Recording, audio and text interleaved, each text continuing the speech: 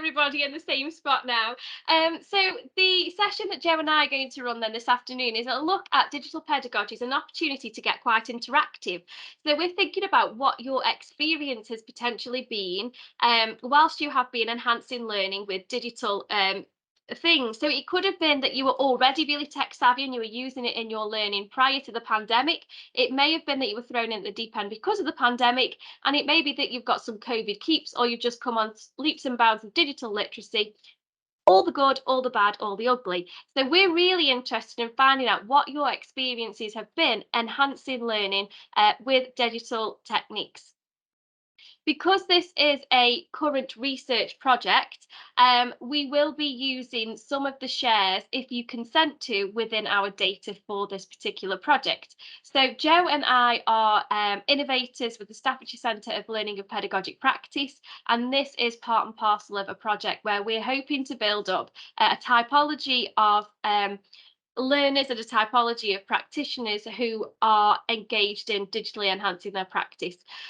So if you scan the QR code on the screen just there, that takes you directly to the consent form. However, you have got access to that in an embedded resource, which we'll be sharing with you shortly as well. But we just wanted to be absolutely clear that the interactivity can, if you consent, as part of this session, form part of our data collection. So is that okay, Joe? Yeah, that's fine. Yeah. Perfect. So that's the caveat of the brief introduction. So we like to get knee deep into then digital pedagogies and what your experience actually is. Okay, Joe, would you like to jump through the study aid? So if we give you a bit of background to the study, this started off during lockdowns, no surprise here, and in our old academic department, we were investigated what we were terming blended learning then, and how folks were understanding blended learning and how they were utilising it, and what the benefits were and challenges for their students as well as for themselves.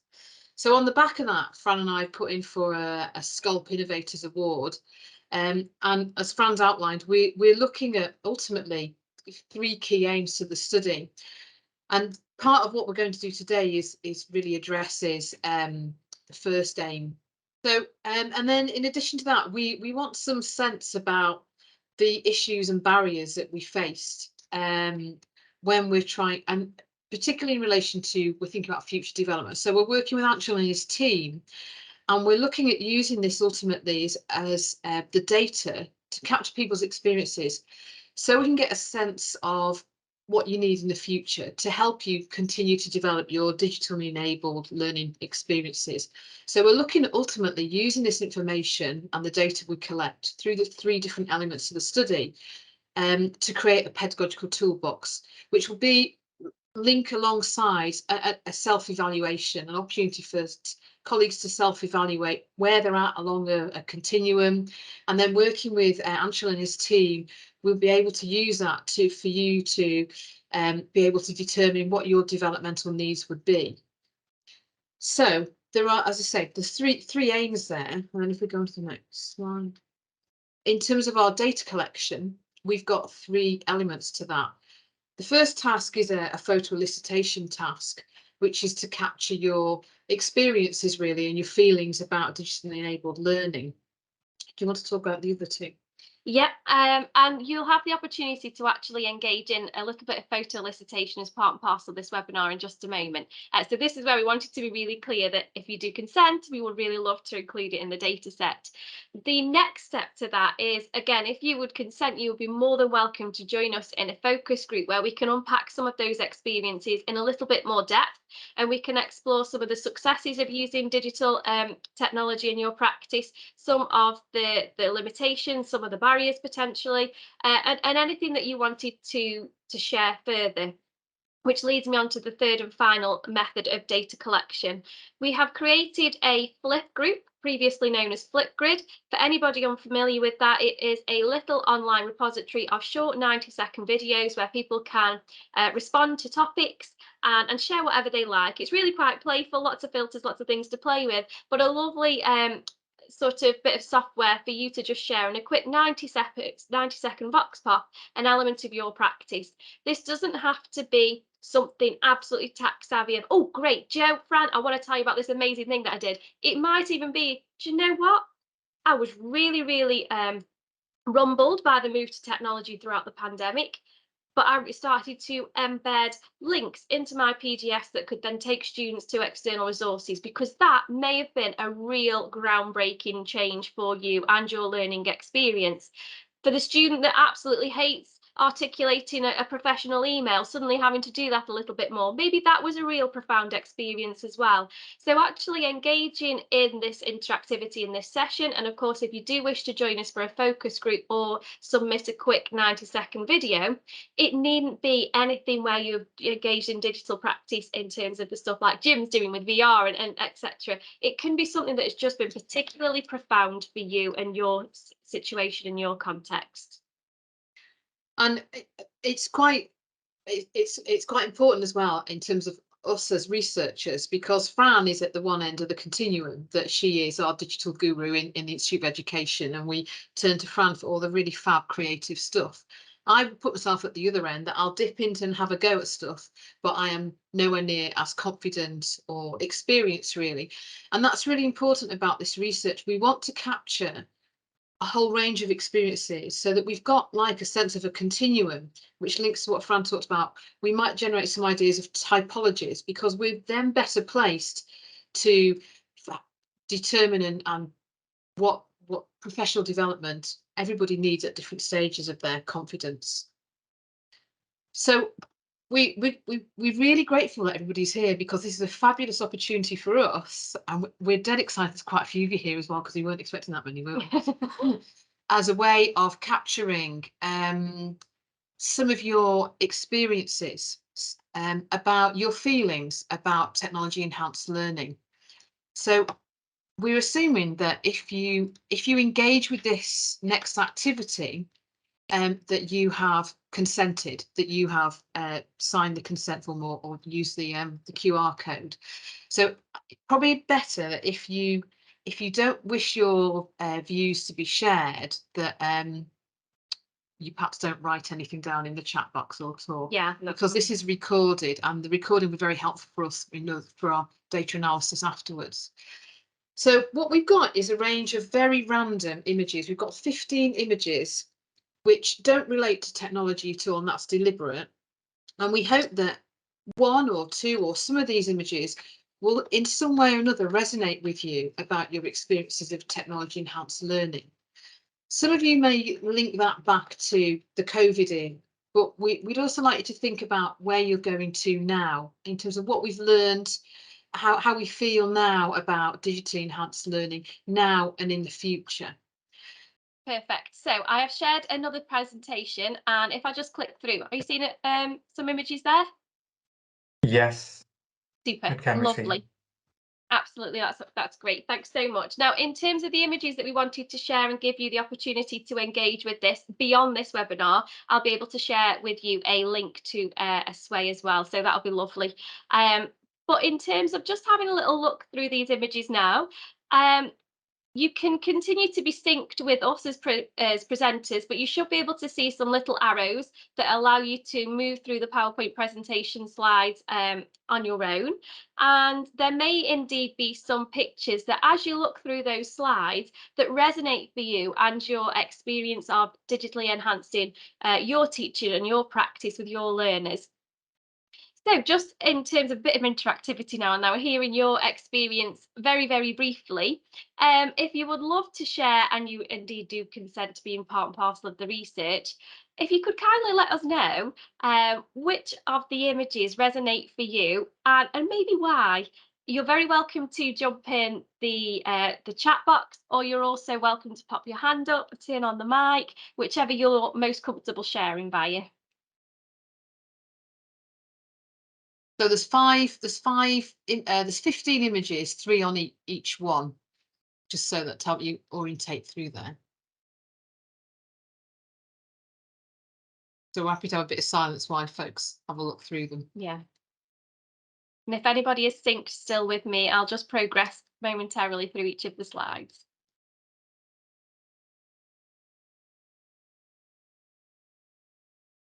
I can make a start.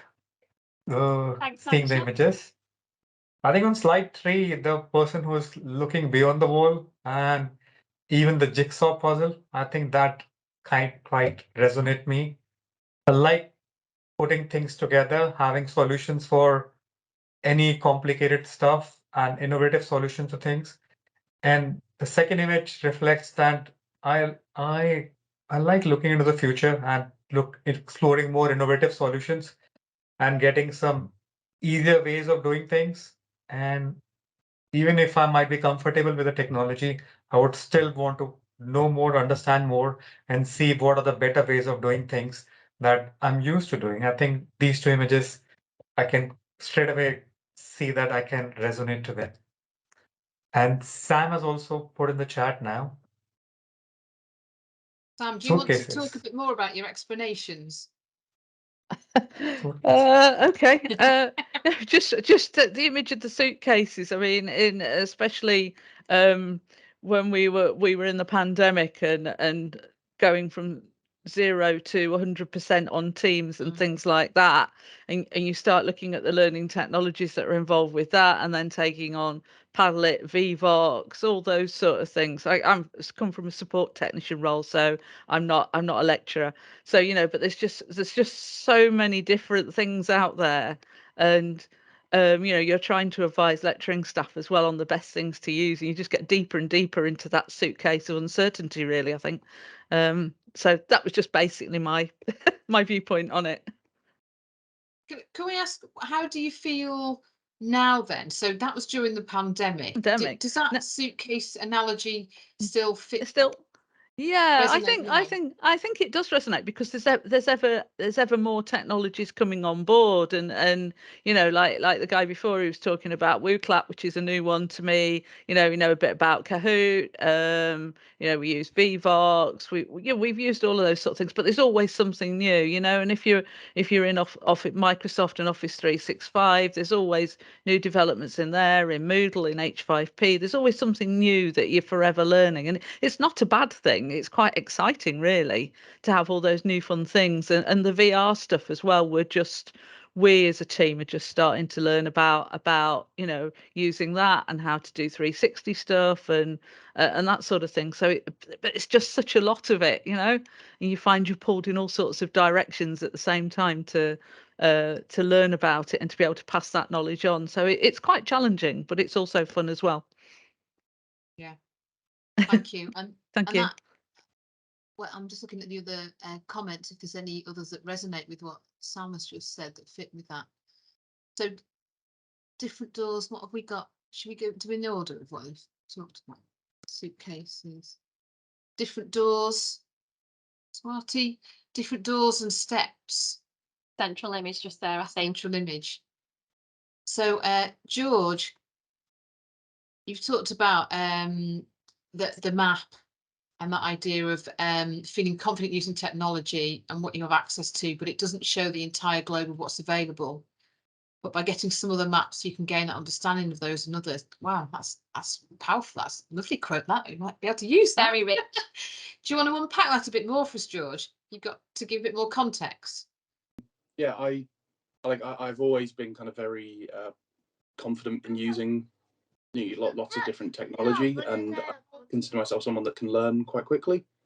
Yeah, I feel very confident in using technology, and the things I have access to, I consider myself to be confident in using, and I can get to grips quite well with it and have that base understanding of kind of reading the map. But I don't necessarily know what's kind of scrolling off the page. I've only recently kind of joined within the team I'm in the Tile Hub, and learning about the different systems, such as like WooClap, ThingLink, stuff like that, where I've never kind of seen that side of stuff before, having just been a student previously, where these things weren't being used. But now I'm starting to kind of get those maps and link them together, but I can still kind of read a map, so I can transfer those skills across.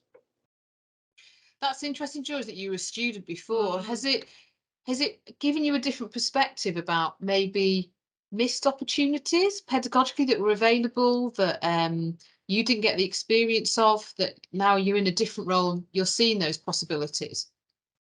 Yeah, I think definitely there's things I'm seeing now where I think that would have been a perfect thing for that lecture, or that would have fit right into that seminar we had.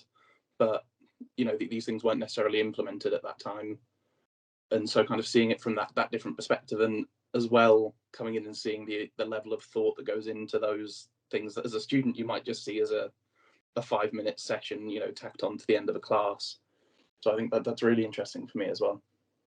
That's interesting. So that potential perspective that it's a novelty element, or sometimes a cop out. I think sometimes students, sometimes you feel that they're wondering that we're doing it, as I say, for a novelty without that pedagogical understanding. Like, Duncan gave us a fantastic, really good overview of the pedagogical aspects of how it can be used. Thank you. That's a really helpful insight, George. That's brilliant. Who's next on our list? Is it Carl? Dandelions, Carl? Hi, yeah, the dandelion. It just resonated with me quite quickly. I suppose it's that whole.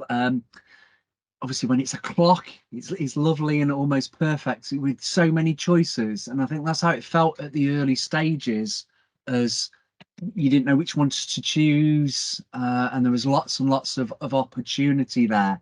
And then you've got that moment when you blow it and all the seeds are dispersing, and sometimes it's quite difficult to grasp the right tool. And then as it goes out, you're sort of left with 3 or 4 little stalks left on that original dandelion clock. And they're sort of the tools that you then sort of latch onto and really like to use. But of course, where all the seeds have then scattered in the ground, if you look at my garden in the summer, there's loads more dandelions growing and loads more clocks as more and more tools then suddenly became available. Like we talk about WooClap, that covers lots and lots of some of the tools that other things cover as well. And it's like, oh, which one should I grasp now? Yeah, and it's that constant evolving. Some things come together. Some things we don't get a license for that we used to use, and you've then got to change and adapt. And every clock looks the same until you start to blow it and use it and look at it in a different way. So for me, it was the dandelion and lots of images that then supported the way that I was feeling and how mixed up I am with it all. That's fabulous. This is great. Love it. Thank you so much, Carl. No, I think we're all good in there. Thank you so much, everybody. I'm just going to go back to my original PowerPoint just to share with you then, just for the little bit of longevity, because that was almost something to whet the appetite, and there certainly was an appetite. So thank you so much for those rich interactions. It was really impressive to hear how much actually is elicited. So you can imagine actually for us as a data collection tool, this has been really, really powerful, and we're building up some amazing narratives and stories. And like types of learners, types of experiences. So if it is that you would like to have a little bit more longevity or a more opportunity to share in depth and engage in this project even more so, you can scan the QR code just there. It takes you to the sway where you've got the opportunity to really think in a little bit more depth of the photo elicitation tasks, and of course join a focus group should you so wish, and join the flip and send us a video if you wanted to as well. If it is that the QR code isn't handy for you just now, I'm going to drop a link into the chat as well, which may just help you out. And again, that's another opportunity for you to sort of engage with the research as well. That just leaves us really, I think, bang on time, more or less, leaving time for questions. So thank you all for your participation. It really has been rich and thought-provoking for us, and I hope you've found just hearing a little bit about this research project of interest to you. Thank you so much.